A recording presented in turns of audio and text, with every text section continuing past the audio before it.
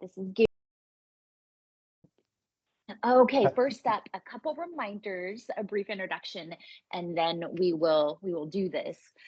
So just as a reminder, again, today's presentation is unclassified, and we are, of course, on an unclassified platform here in Teams. We are recording the presentation, and we can make that available to you. It usually takes just a couple weeks to run through all the necessary protocols, and we will have that link available. If you could please mute your microphones, and then throughout the presentation, please do feel free to put questions in the chat. The National Security Research Center's head of communications, Jen Sneed, is here with us, and she will monitor the chat, pull your questions, and then relay them to our speaker here at the end of the presentation. We will try to finish right on the hour, saving about 10 to 15 minutes or so for your questions. If we do run out of time, we will make a game time decision to resume with the second half as a sequel presentation. So there's always that option. Okay, with that, let's get started. So good morning, and thank you for joining us for Weapons of Light, the H-bomb's origin story, 1920 to 1945. I am Bri Steves, and I'm the director of the National Security Research Center here at Los Alamos National Laboratory. We are host of today's presentation, and we are also LANL's classified library. The NSRC traces its lineage to the technical library formed by J. Robert Oppenheimer, perhaps you have heard of him, back in 1943 as part of the Manhattan Project. Today, we are one of the largest scientific and technical libraries in the country, with collections that number in the tens of millions, spanning from the start of the nuclear enterprise through today. We support a broad range of researchers within the LANL weapons program, as well as NNSA, other labs and sites, and we also have partners in the Department of Defense.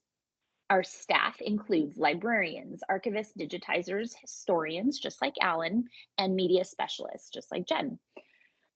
So as part of our historical outreach, we regularly host these presentations. Today, we have LANL's senior historian Alan Carr. He is most certainly LANL famous and a highly sought after speaker, so we're in for a good one today. His presentations typically range from Oppenheimer to the Cold War to today's H-bomb origin story and so many more. Alan came to the lab in 2003 after completing his master's degree in history at Texas Tech University in Lubbock.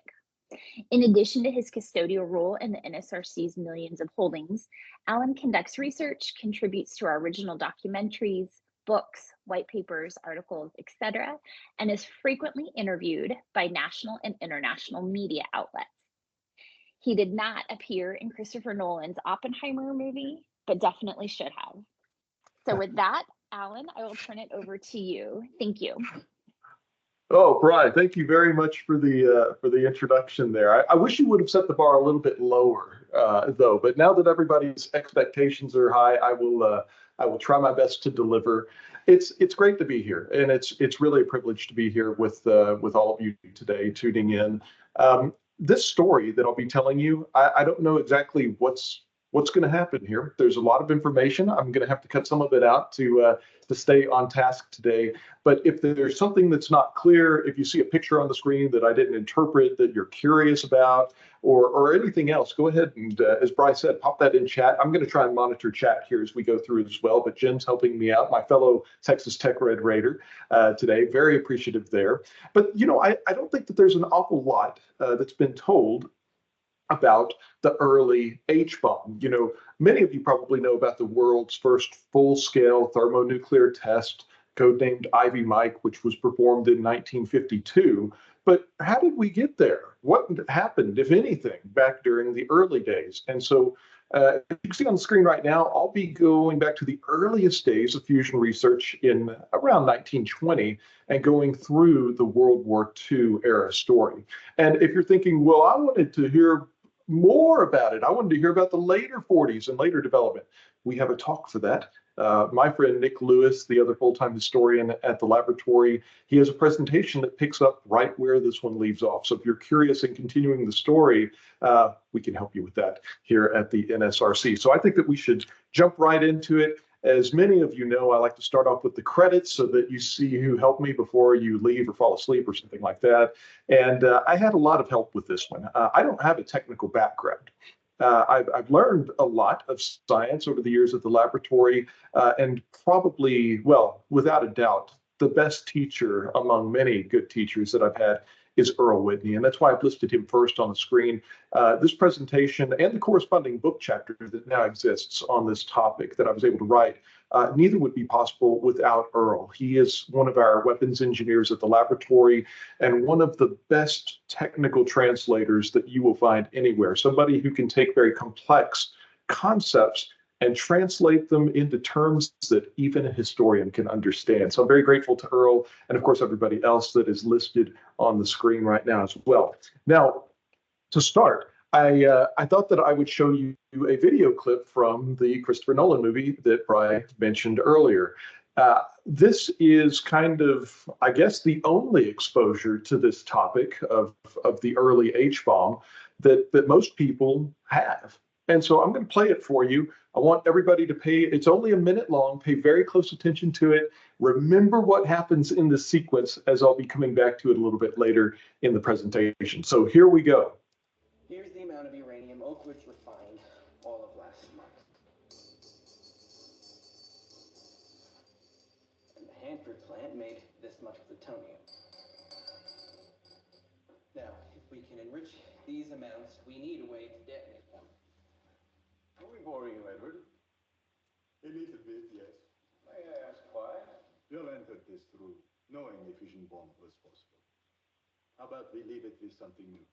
Such as? Instead of uranium or plutonium, we use hydrogen.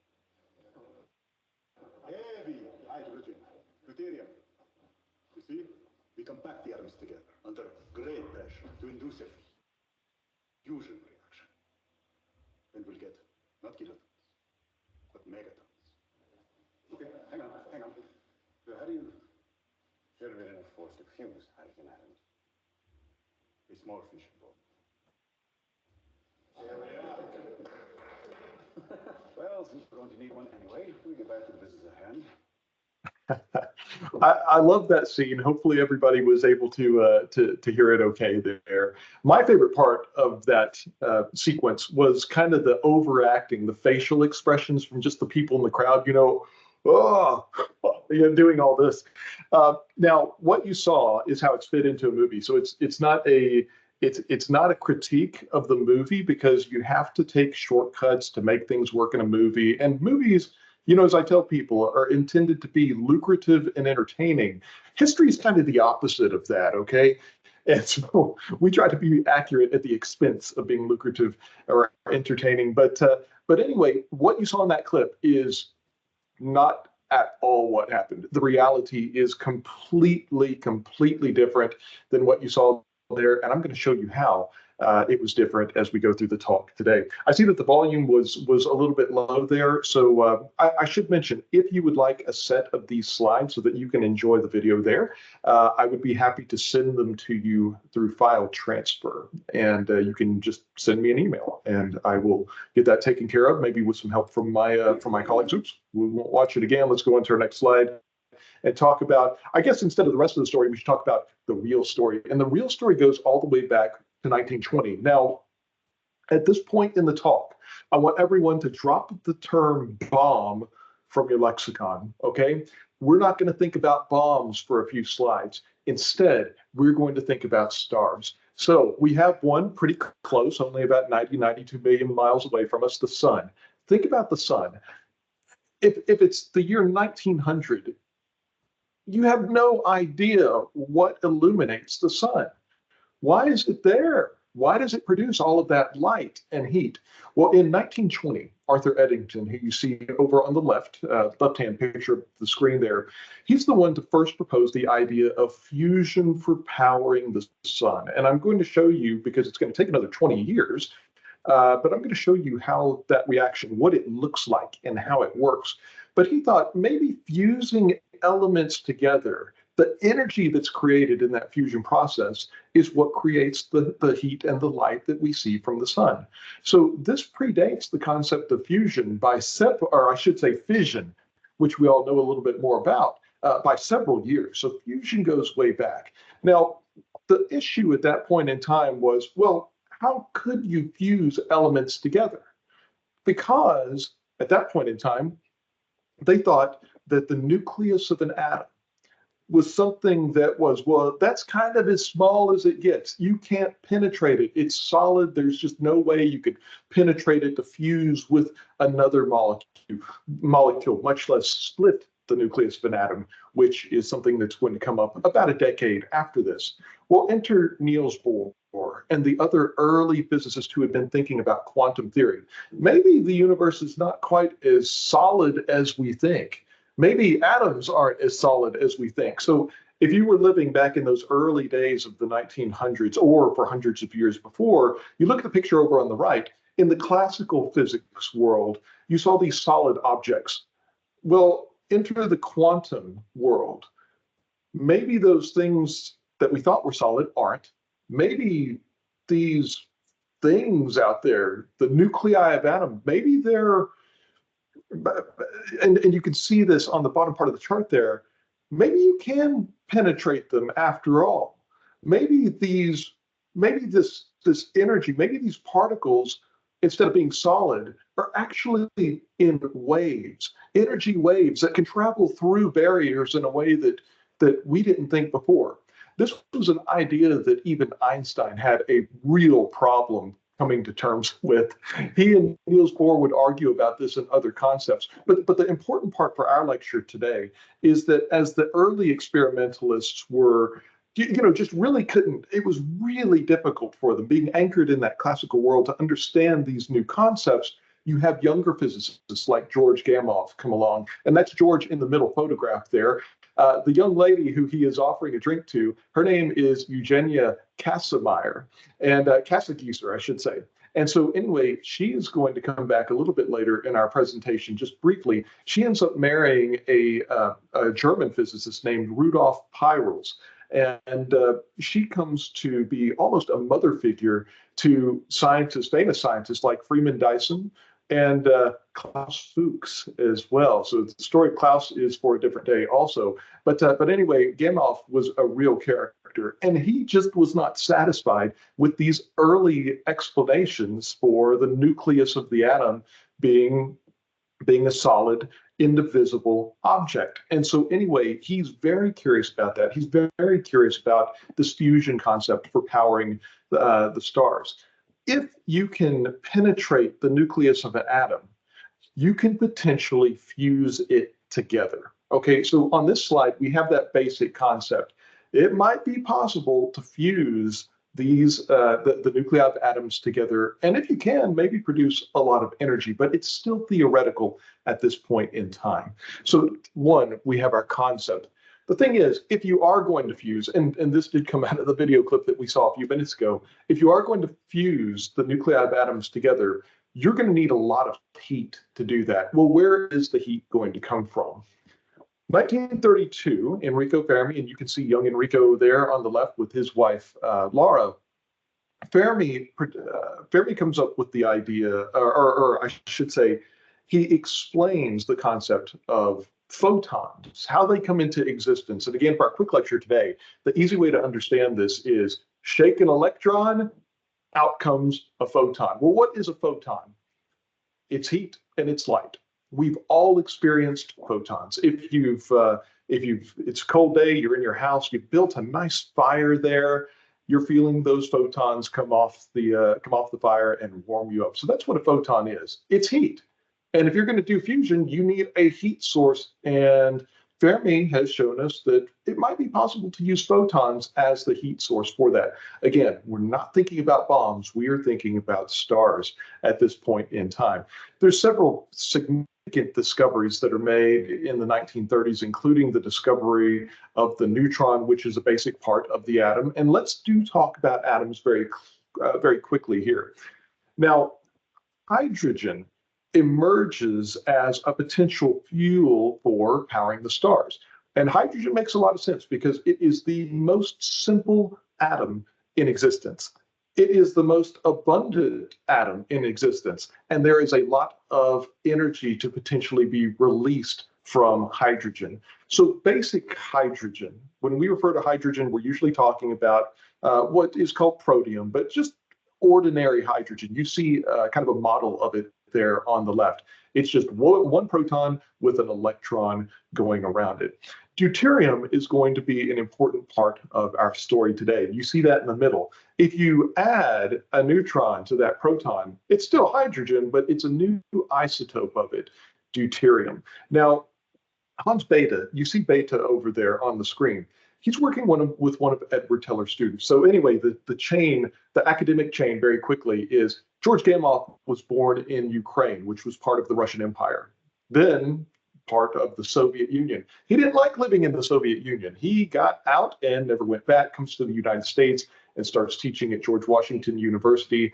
And while he's there, he recruits Edward Teller, a Hungarian who was living in I think at that time under a fascist dictatorship. He recruits Teller to come work with him, and so he does. One of Teller's students is Charles Critchfield. So Critchfield and Bethe, they want to quantify this mechanism of fusion, which they think powers the stars, and they do that successfully. And so you can see the quote from one of their groundbreaking articles in 1938. They say, of all the elements, hydrogen is favored by its large abundance, which we talked about, its large internal energy, which makes considerable energy evolution possible. So energy to produce more energy, and by its small charge and mass, which enable it to penetrate easily through nuclear potential barriers. So that's the other part. It's suitable for fusing as well. So now we have a heat source. We have a proposed process. We have a heat source. We have the fuel. All of the pieces are starting to come together. And that's why we will we'll look at one more slide before we boil all this down simply, we hope.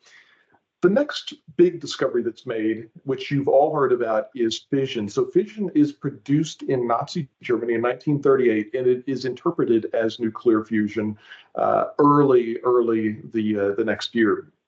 I should say within weeks by a couple of physicists.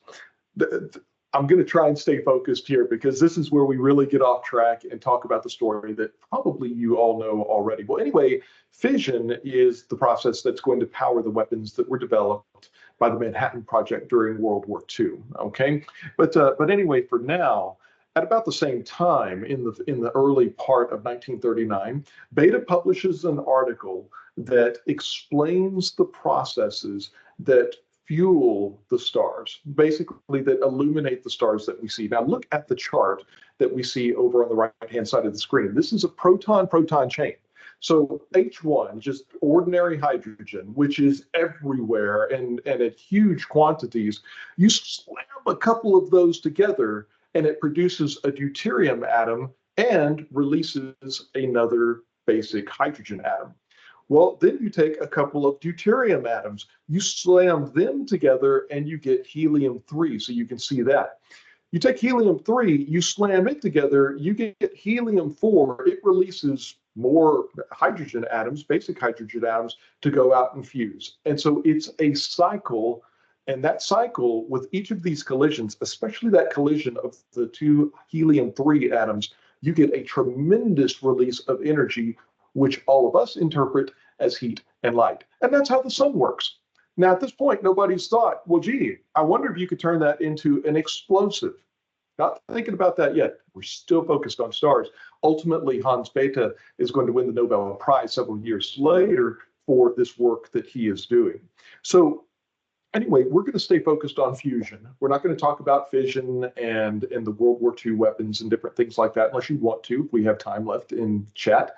But so if you were thinking these first few slides, okay, the science stuff, make it easy for me to understand. So this is what you need to know as we move ahead. Still thinking about stars, not bombs. So number one, our fuel is hydrogen, and it has been identified. It's plentiful. There's lots of it. We want to fuse that hydrogen together, so we're going to need heat. Where's the heat going to come from? It's going to come from those photons that Enrico Fermi quantified in his 1932 article.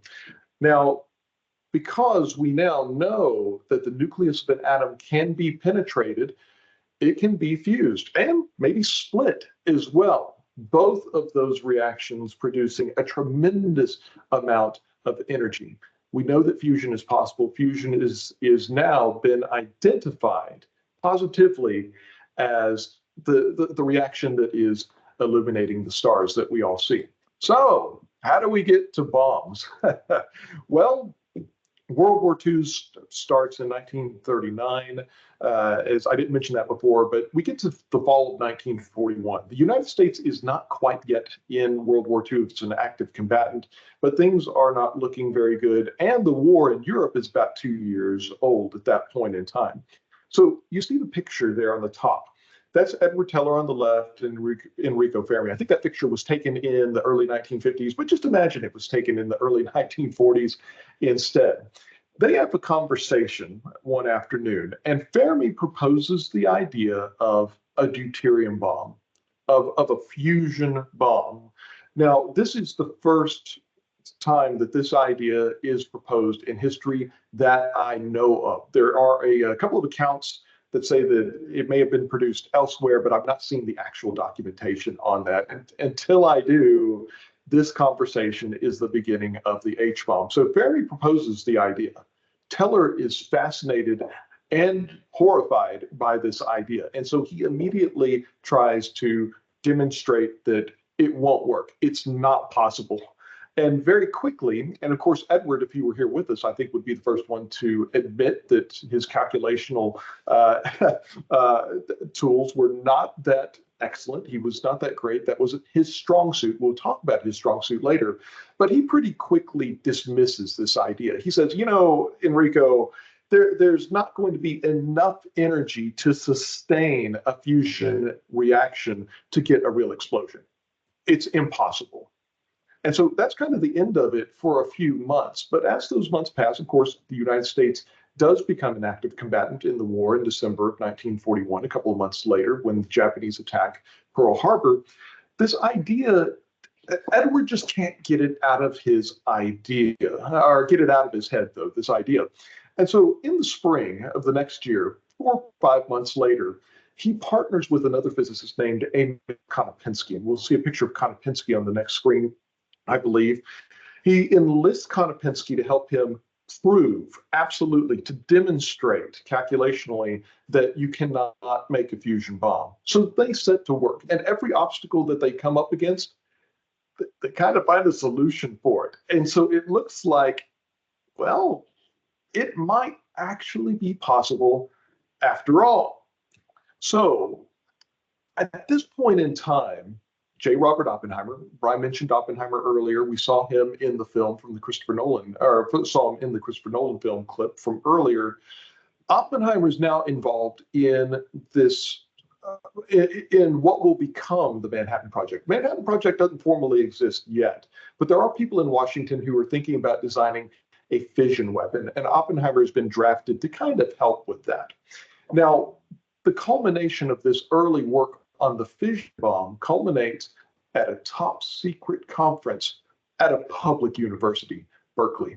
And so Oppenheimer invites approximately a dozen people to participate in this conference that's going to unfold over the course of weeks, the middle of summer 1942 at LeConte Hall. So some of you who went to Berkeley, you might recognize the building there. And so anyway, on the top floor, I believe it was the 3rd floor of the building, they have this secret conference. They talk about, according to Teller, they talk about fission bombs for about 2 days. And these are mostly theoretical physicists. There were not really any engineers in the room to speak of. The theoreticians come together, they talk about fission bombs for 2 days and have it all figured out. I mean, how hard could it be?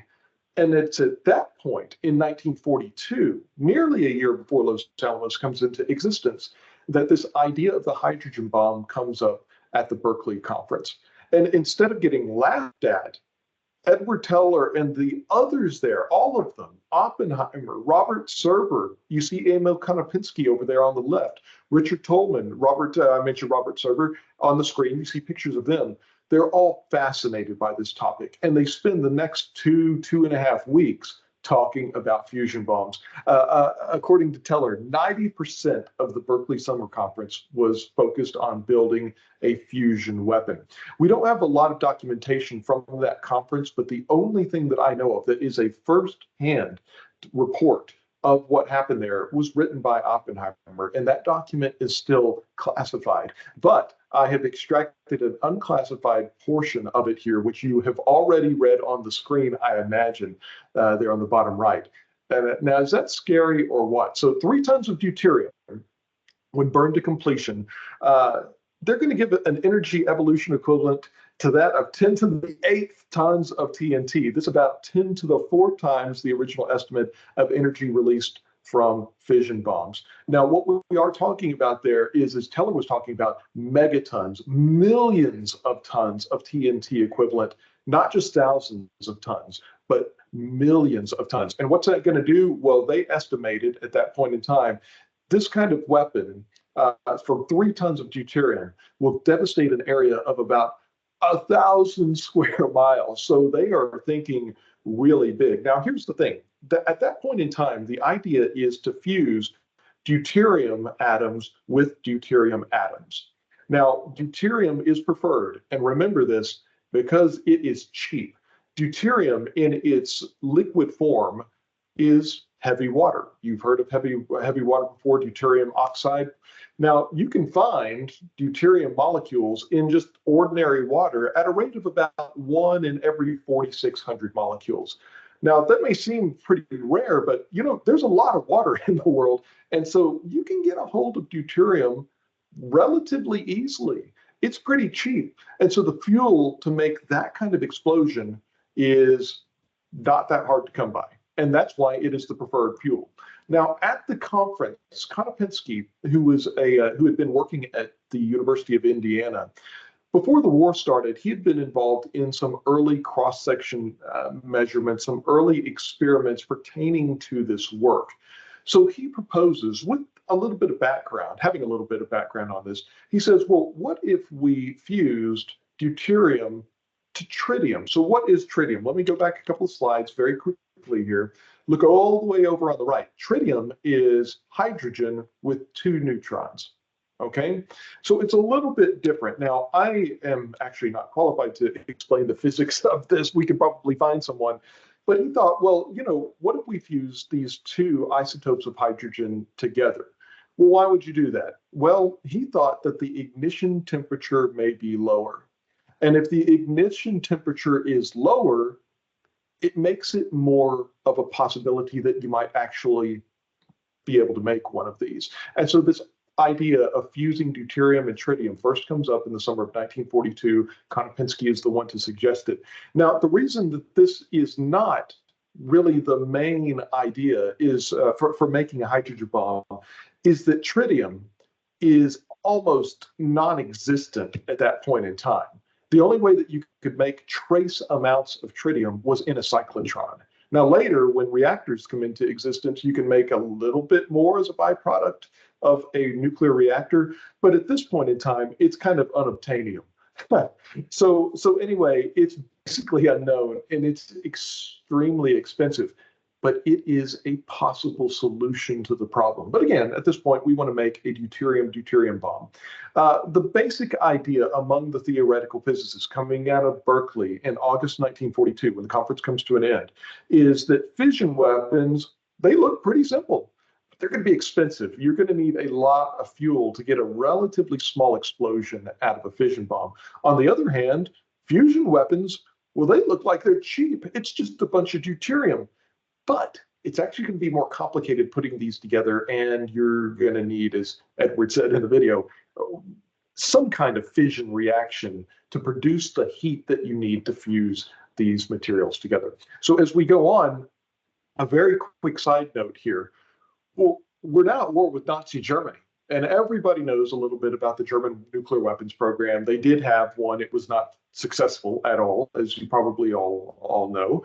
But were they thinking at any point about thermonuclear weapons? Were they thinking about a hydrogen bomb? Well, in short, the answer is no. They were not thinking about a fusion explosive weapon, but there were people in Germany who were thinking about thermonuclear reactions, not for bomb making, but for industrial and scientific purposes.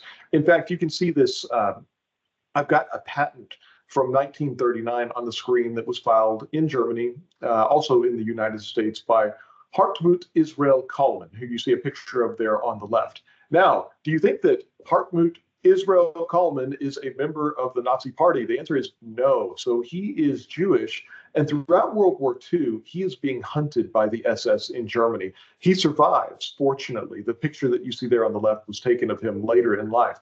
But I think that it's interesting when you consider the two countries. In Germany, you have people thinking about fusion being hunted by Nazis. Here in the United States, we welcome them in. You remember the screen or the slide that I showed you earlier, continental Europe's brain drain. There were a lot of people of Jewish descent and other people who were persecuted for other reasons who went to the UK, who came to the United States, and instead of being hunted, they were pressed into national service and made remarkable contributions to science throughout World War II. And so anyway, yes, fusion was considered in Germany, but not for military purposes. We'll continue on. So anyway, the de facto weapons design laboratory of the Manhattan Project early on was the University of Chicago Metallurgical Laboratory. Now, coming out of Berkeley, you've got Oppenheimer, who is ambitious. He wants to make a contribution to the war effort. He's also interested in creating his own laboratory. And according to Teller, the possibility of making thermonuclear weapons is one of the ideas that Oppenheimer took and used to persuade Manhattan Project leadership to create that second laboratory. Maybe it's true, maybe it's not. The only source that I found is Edward. But anyway, I can tell you that in the fall of 1942 and even into early 1943, the focus was very much on building an H-bomb, because a fission bomb didn't look to be all that hard.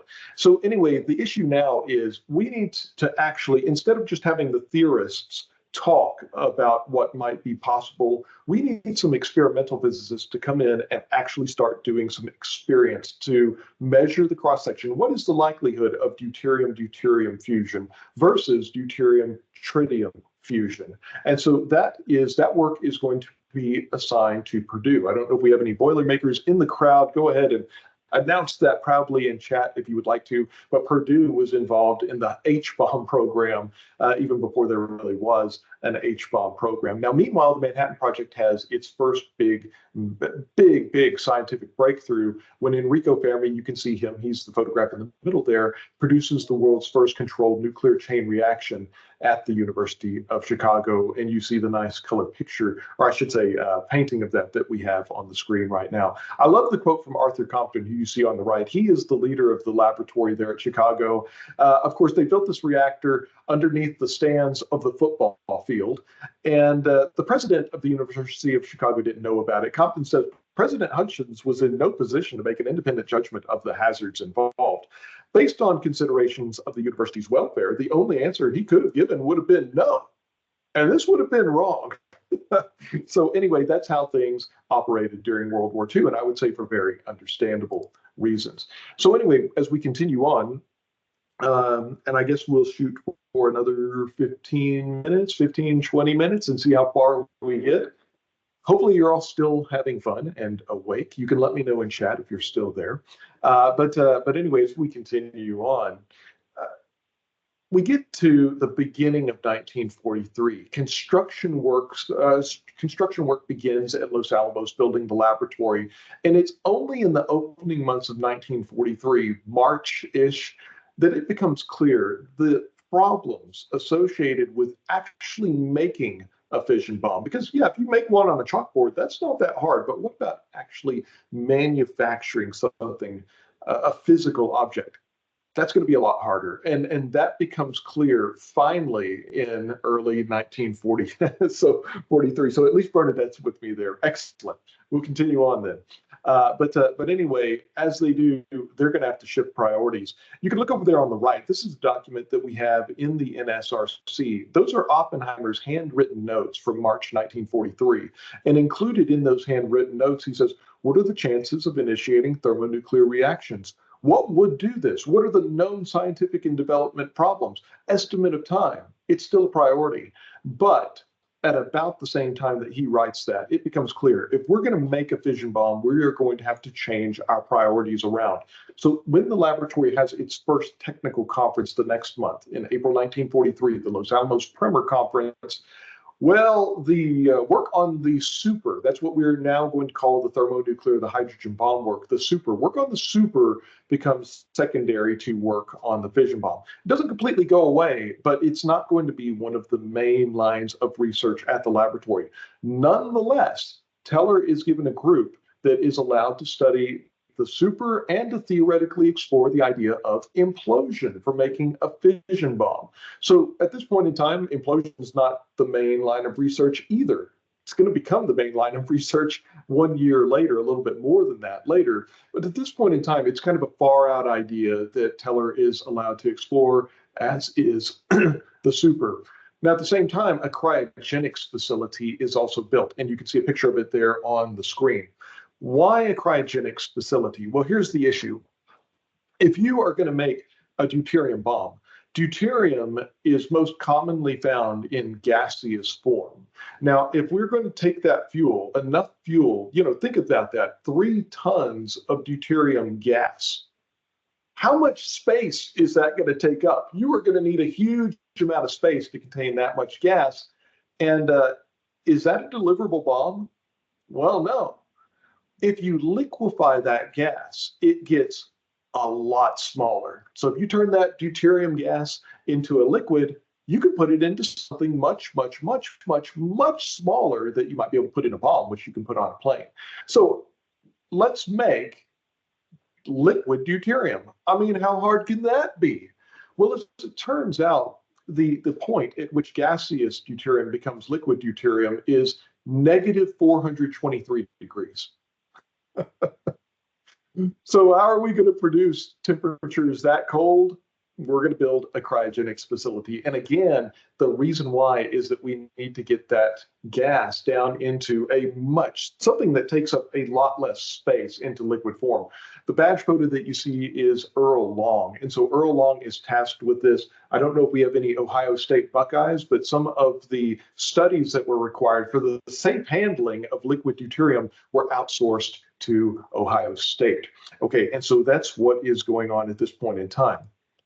So there's a fair amount of resources going into this. Now, at this point in time, Teller is not made the leader of the theoretical division. Instead, our old buddy Hans Bethe is, and Teller's not very happy about that. And so they have, not a great relationship at this point in time. There's a little bit of friction, but there's a lot of friction that eventually happens when Bethe tries to force Teller to do his primary job, which is to do calculations pertaining to the implosion work that was going on. Teller thought that, look, that's not what I do. I'm a theoretical physicist. I'm an idea guy. I don't need to be doing calculations. You should get somebody else to do that. And, in Teller's defense, maybe he was kind of right there, but nonetheless, he is a group leader. He doesn't really have the authority to go to the division leader and say, no, I don't want to do that. So this relationship breaks down, and you can see how it's described. Bethe described Teller as having an over-fertile mind. He's one of these guys who has 20 ideas a day, and they're all bad ideas. But, every now and then, Teller will have an idea that will revolutionize things. But most of the time he doesn't. And so he's got too many ideas. He's an idea factory. And on the other side, you've got Teller who's saying, well, Bethe's boring. He's uncreative. he's just totally linear and wanting to do calculations and useful things like that. So this is not really a great relationship. It breaks down. Oppenheimer steps in as the referee. And at the same time, there's also political subdivisions that are starting to form among the staff. Everybody's agreed that, yeah, we need to beat the Nazis, we need to destroy Nazi Germany and end this war victoriously. But what about what comes next? Some people are more willing to entertain a good relationship with the Soviet Union moving forward than others who are very fearful of it. Teller was one of those who was very fearful of the Soviet Union. And I would say rightfully so. There were many reasons to be fearful of the Soviet Union, which was led by Joseph Stalin, one of the greatest mass murderers in history, and who conspired with Hitler to invade Poland back in 1939, thus starting World War II. Anyway, there are these fault lines that are starting to emerge. As we continue on, still have a little bit of time. Let's go out to Purdue. I guess we don't have anybody from Purdue with us today, but if you have any friends who are Boilermakers, tell them that they were an important part of our story today. And so you've got a couple of young professors and graduate students at Purdue. They're contacted by the Manhattan Project and told, hey, we need you to do some cross-section measurements. We can't tell you what they're for, but they are secret. They are part of the war effort. Will you help us out? And they agreed to do this. Now, they have a cyclotron at Purdue that is designed for doing high energy cross sections, making measurements, and they've actually got to detune it to do low energy. How boring. Low energy measurements instead. Why? Because we want to know what is the lowest possible ignition temperature to fuse deuterium and tritium. Is that temperature that is actually something we can reach on Earth, maybe with the heat produced in a fission bomb, or is it out of reach? So they detune their cyclotron there. They only have trace amounts of tritium to work about that came from the Berkeley cyclotron. But using their detuned cyclotron and these trace amounts of material, they are able to quickly do some basic measurements of this reaction. And as it turns out, the DT, the deuterium-tritium reaction, is 100 times greater. The likelihood of a fusion reaction happening is 100 times greater than just using deuterium and deuterium. This is a big deal. You don't need nearly as much heat for a DT reaction as you do a deuterium-deuterium reaction. That's big, big news. But again, deuterium-deuterium is still the preferred method because it's cheap, and deuterium, it's just not that hard to acquire. So maybe we can still get a high enough temperature to use deuterium-deuterium, but this is a pretty significant discovery right here in that, yeah, if you can get enough tritium, you don't need nearly as much heat. So with their work complete, the team transfers to Los Alamos. You can see the four of them there. All four of the folks that you see there would continue to have significant careers at Los Alamos. I won't go down that tangent right now because I do want to try and get us done with the lecture today and not have to do a part two. But anyway, they transferred to Los Alamos in September 1943. And anyway, in the midst of the work at Purdue, Holloway, who's the second from the right, he is told by Beta what the nature of this work is. Why are we doing these experiments? Well, Beta kind of lets the secret slip. And so Oppenheimer writes to Holloway and says, you know, I think that you will have imagination enough to see that the information which you possess could do us irreparable harm if it were to fall into the wrong hands. Why? Well, wouldn't it be a terrible thing if Imperial Japan or Nazi Germany found out that, you know, you can initiate a thermonuclear reaction, maybe make a bomb, which will destroy 1,000 square miles, and the temperature doesn't have to be nearly as high as you might think. So yeah, it's very, very secret, especially at that point in time. So as we continue on, it's becoming clear that fission is just getting harder and harder and harder to make a fission bomb. And so Oppenheimer's got to make some pretty tough decisions. One of them is that he is going to reduce the resources that are going into Teller's super work. In fact, Teller is told that only the equivalent of one full-time employee can be working on the super at any given point in time. So Teller this is bad news for him, but he says, well, look, boss, can I go out and try and find people elsewhere in academia to do some work that will be relevant to us? And Oppenheimer says, well, yeah, go for it. And so he reaches out to Columbia University. There he employs a future Nobel laureate Maria Geppert-Mayer. And her job and the job of her team is going to look at opacity. So what is an opacity? Well, all of us have a basic understanding of what that is. How transparent is something? In the case of making a hydrogen bomb, you need to know how X-rays and other things will travel through some materials. Some materials may be better at containing X-rays than others. But how do we know unless somebody does some experiments on that? And so anyway, Maria and her two graduate students, one of them was Harris Mayer, who just died in Los Alamos less than a year ago. Harris was, I think, 102 years old. So anyway, now we have no one with a direct connection to this work with us anymore. But anyway, Maria's doing this very important work. She, her graduate students don't know what it's for, but they are doing this work for Teller. Now, also at this point in time, Teller is introduced to Klaus Fuchs, who I mentioned briefly earlier. Klaus is not a part of the story today, but he is going to become an important part of the story in future lectures on this topic as he becomes involved in theoretical work for the H-bomb. At this point in time during World War II, he's doing very important work for the fission bomb program. So anyway, I've got to keep going. There's a lot more to be said there, but let's get back to the problem of actually designing a weapon that will work. Enter John von Neumann. You can see a picture of von Neumann. He was a consultant to Los Alamos during the war. He's a Hungarian, just like Edward Teller. They're friends. They know each other. They kind of speak the same language. And von Neumann forces Teller to basically think about his ideas. Give them more structure. They're too abstract. And so he's very useful in helping to bring some discipline to that over-fertile mind that Teller has. There are a couple of problems that we have with our design of a fusion bomb at this point in time. Let's start with problem number 2 on the screen. Number 1, if you don't assemble this bomb fast enough, a lot of the heat that you're producing is going to scatter away and you won't be able to sustain a fusion reaction.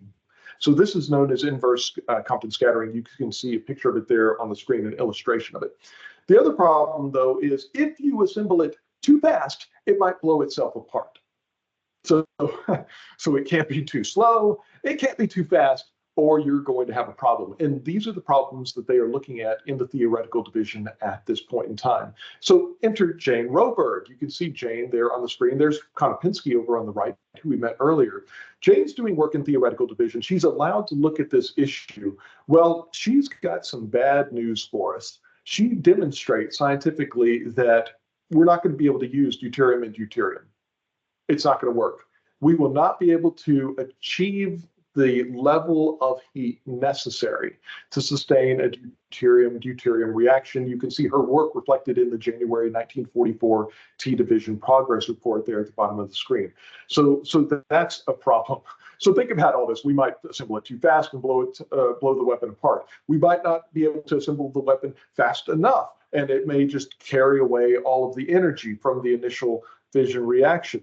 We're not going to be able to use deuterium and deuterium. So now we have to make meaningful amounts of tritium, which is really, really hard to do. All kinds of issues now. Well, at least now we know that if this is even possible, Konopinski's idea of fusing deuterium is really our only path forward. And let's hope that it's possible. As we continue on, we are, again, we don't have tritium to work with. And so we're just using calculations and making guesses and doing approximations and things like that. We're going to have some help show up.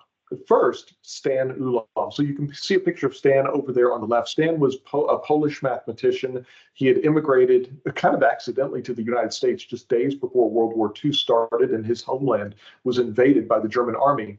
He really wants to make a contribution to the war effort and ultimately ends up at Los Alamos, thanks to his friend John von Neumann, who we met previously. So he ends up in Los Alamos, shows up, and he is immediately drafted into the work on the super. Now, even though he's a mathematician, just doing calculations is not really his strong suit, but he starts doing calculations that pertain to the problems that we talked about on the previous screen. Now, another mathematician, physicist named Henry Hurwitz, who you see playing with a yo-yo over there on the right hand of the screen, he's very good at doing calculations. That's his specialty. He's known as the team's irreverent character by Teller because he keeps a very messy office and he makes little cartoon doodles on all of his work.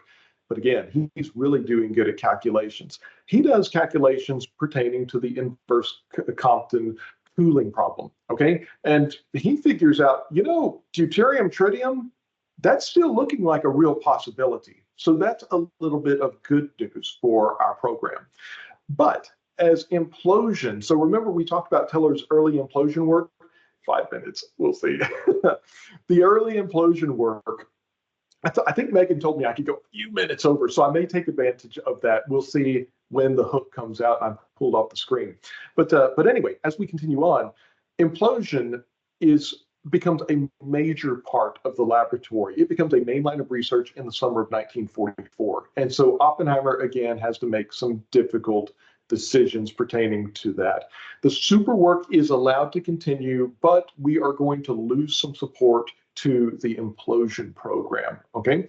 So in June, Teller begins reporting directly to Oppenheimer. That's not going to last for very long, but Oppenheimer is going to be his supervisor for a couple of months. Now, we do have some help from the British. We have received some very good British scientists and scientists who came from other countries to the United States by way of the United Kingdom. They are going to be allowed to do some experimental work. Now, at the end of summer, Oppenheimer is personally hunting for tritium. He's not laughing at Teller for bringing up this idea, as you saw in the movie clip. He's out there trying to find sources of tritium. How can we get more tritium out of these reactors? But he also pauses work at the cryogenics facility. Why? Well, it doesn't take any resources to ask around about tritium, but it does take resources to have people working on the cryogenics. And so, yeah, he's going to help with tritium, but Earl Long and team, you need to go help with implosion and do some other things. So he's balancing as a finite amount of resources as a manager.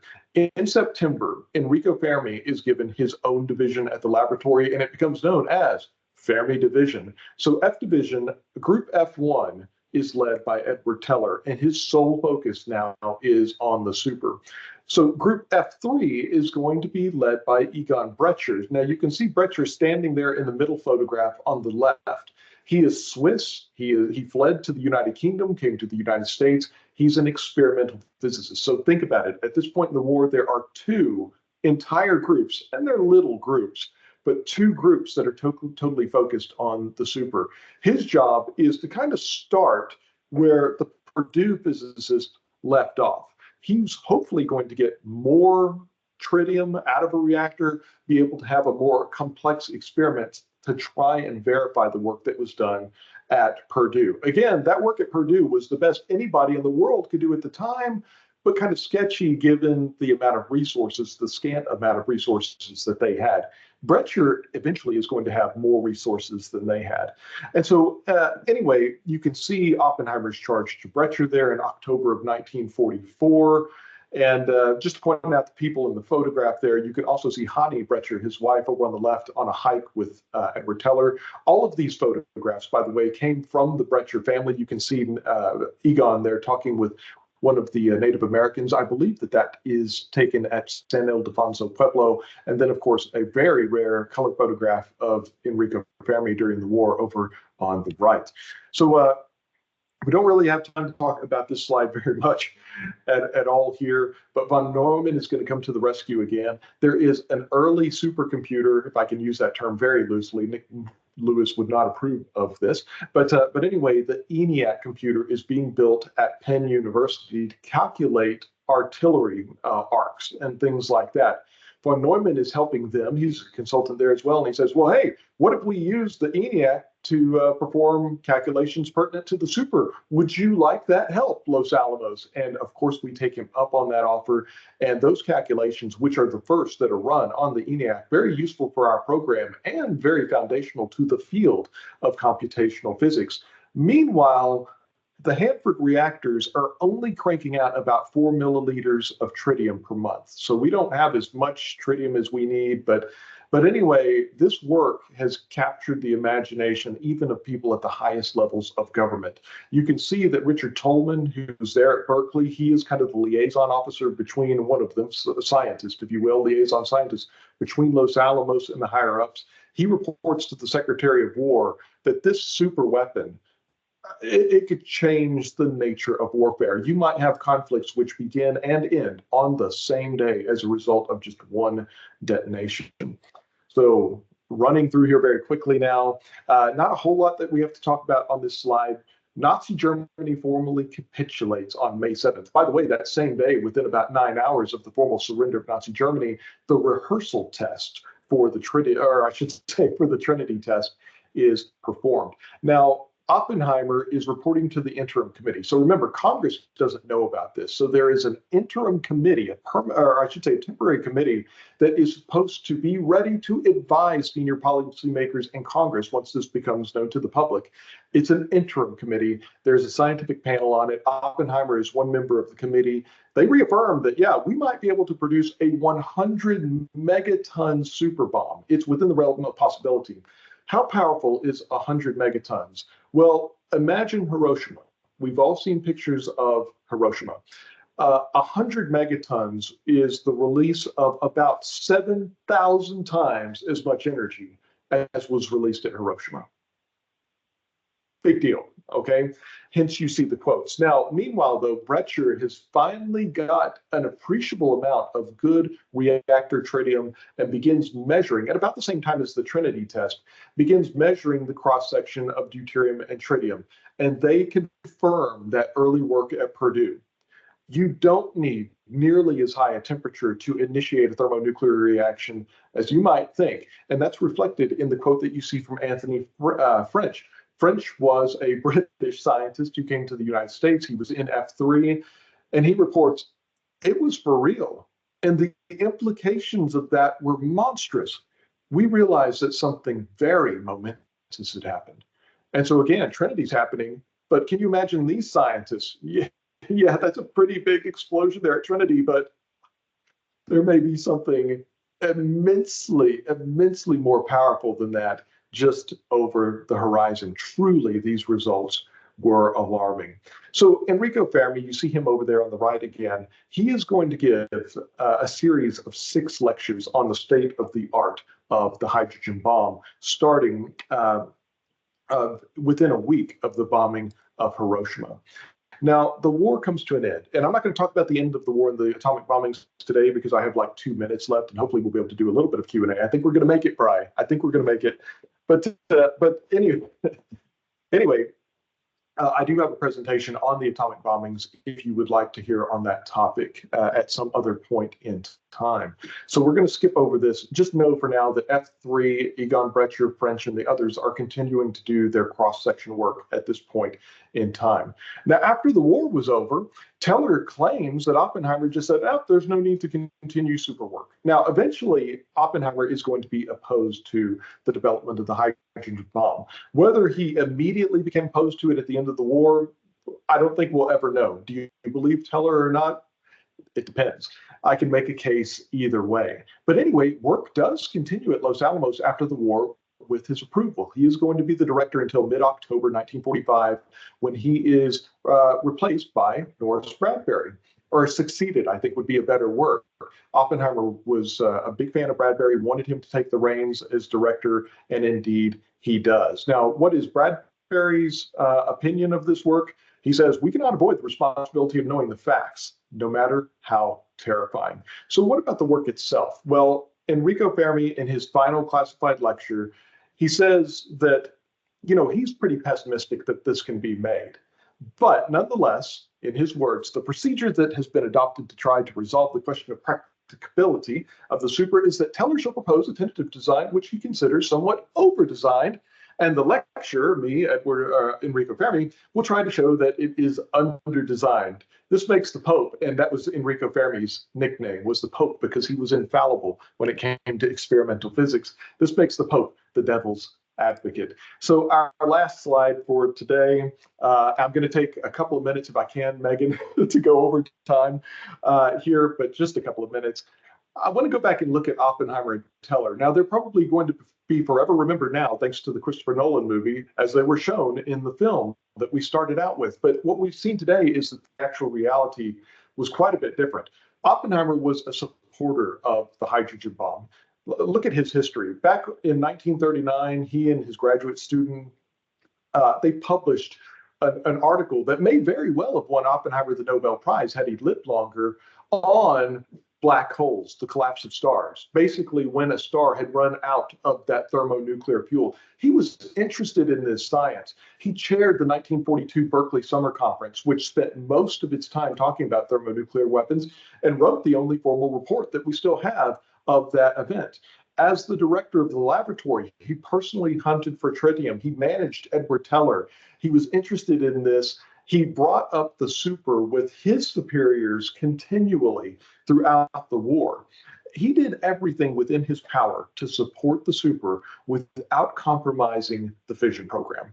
That is the reality of it, not just making fun of Edward in a random meeting. Again, it's a pretty good scene for a movie, but it's just not real. On the other hand, Edward, his timetables were always overly optimistic. An H-bomb test was always a year away. No, it wasn't. There's no way. He was always overly optimistic. He even refused work from his division leader, as we saw earlier. But I think that Ulam captures his contribution best. He said, but it really was Teller who kept the thing together and moving forward during the war. In actuality, the super, the wartime super, was a major endeavor, and the important work that was done at Purdue, Columbia, Los Alamos, was foundational for the success of the program in the years that would follow. So I'm going to leave it at that for today. Hopefully we do have a little bit of time for Q&A. And actually, it looks like we have the first one in chat. Could you suggest your 3 favorite books on nuclear weapons history, just in general? Let me just jump into the Q&A, if that's okay, Jen. I know that Jen's going to help us out with this too. But I think that, if you want like a comprehensive book of the Manhattan Project, Richard Rhodes's The Making of the Atomic Bomb, it was published way back in the mid-1980s. Now, it doesn't seem like that long ago to me, but back in the mid-80s, that is still the best single volume work on that subject. I would also recommend, for those of you who are interested more in a technical history, it's like, character development, don't care about that. I want a little bit more of a technical flavor in my history.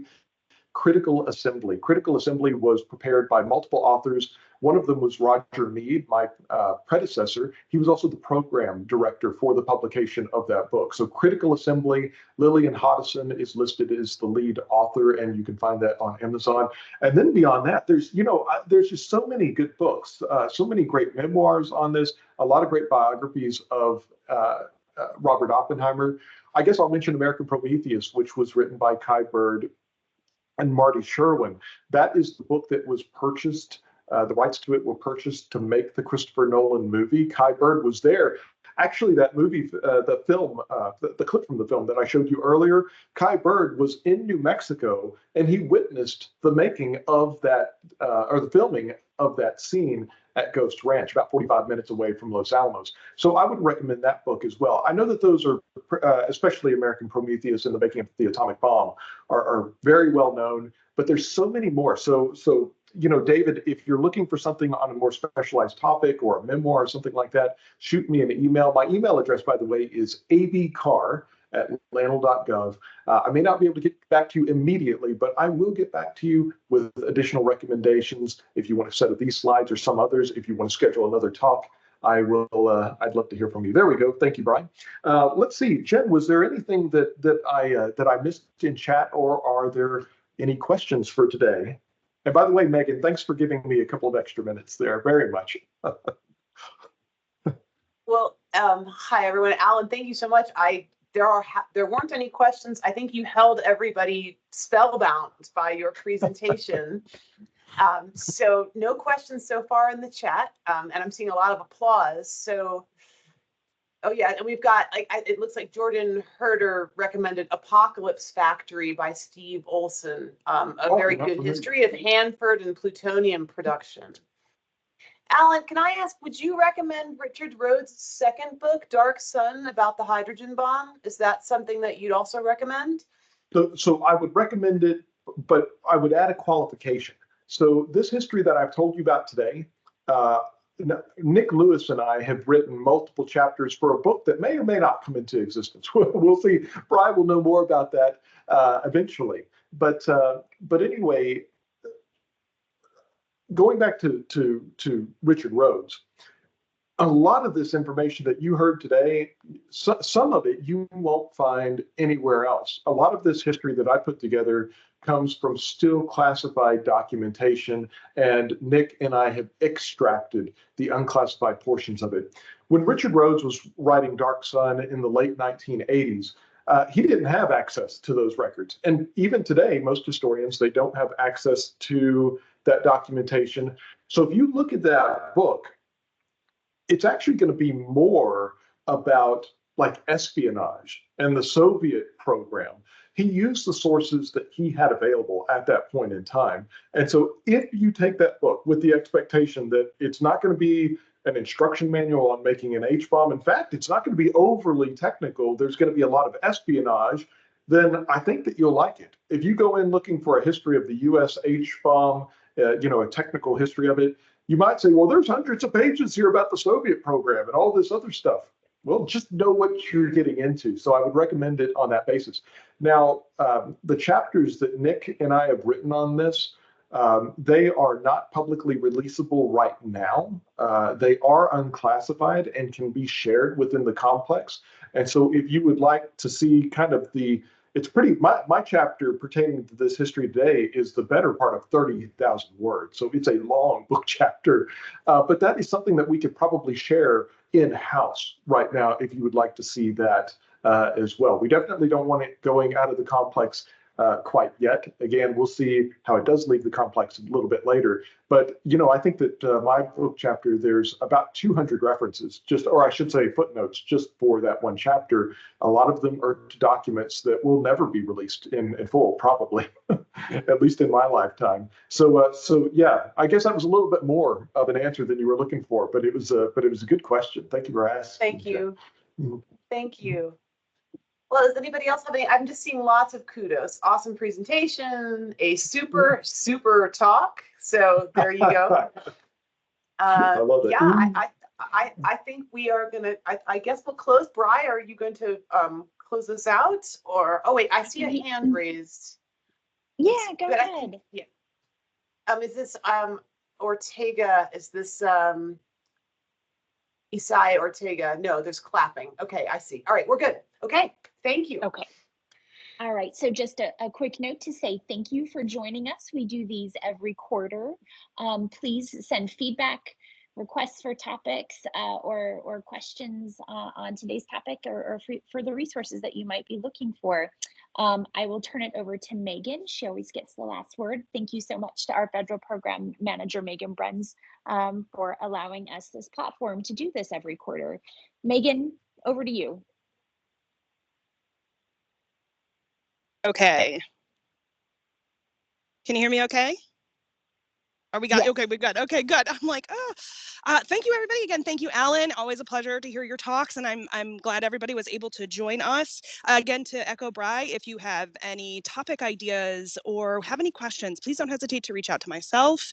I will put my email in the chat. We do these quarterly, and so we do have a lineup coming down the pipeline of really great talks. So if you have any questions or want to just throw some kudos, go ahead and email me. I would love to hear from you. And again, Alan, thank you. I did give you a little extra time, so I'm glad you were able to utilize it. Thanks, everyone. I really appreciate it.